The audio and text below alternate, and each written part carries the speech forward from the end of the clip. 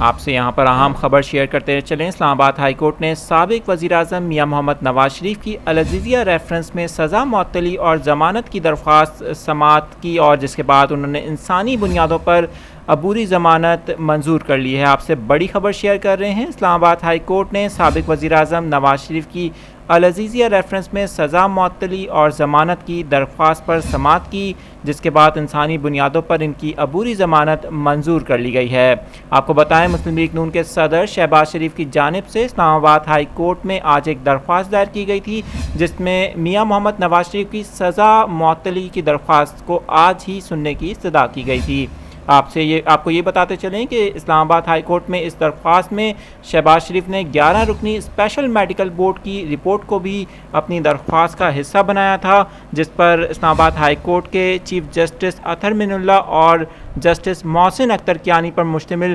2 رکنی divisional bench نے اس درخواست کی سماعت کی، اور بالآخر اسلام آباد ہائی کورٹ نے انسانی بنیادوں پر میاں محمد نواز شریف کی عبوری ضمانت کو منگل تک کے لیے منظور کر دیا ہے۔ آپ سے بڑی خبر شیئر کر رہے ہیں۔ ایک ایسے وقت میں میاں محمد نواز شریف کو ضمانت ملی ہے جب ان کی گزشتہ کچھ دنوں سے طبیعت ناساز ہے، اور وہ لاہور کے سروسز ہسپتال میں زیر علاج ہیں، اور یہ بڑی خبر آج آئی ہے جب اسلام آباد ہائی کورٹ نے عبوری ضمانت منظور کرتے ہوئے آپ کو بتائیں انسانی بنیادوں پر میاں محمد نواز شریف کی عبوری ضمانت کو منظور کر دیا ہے۔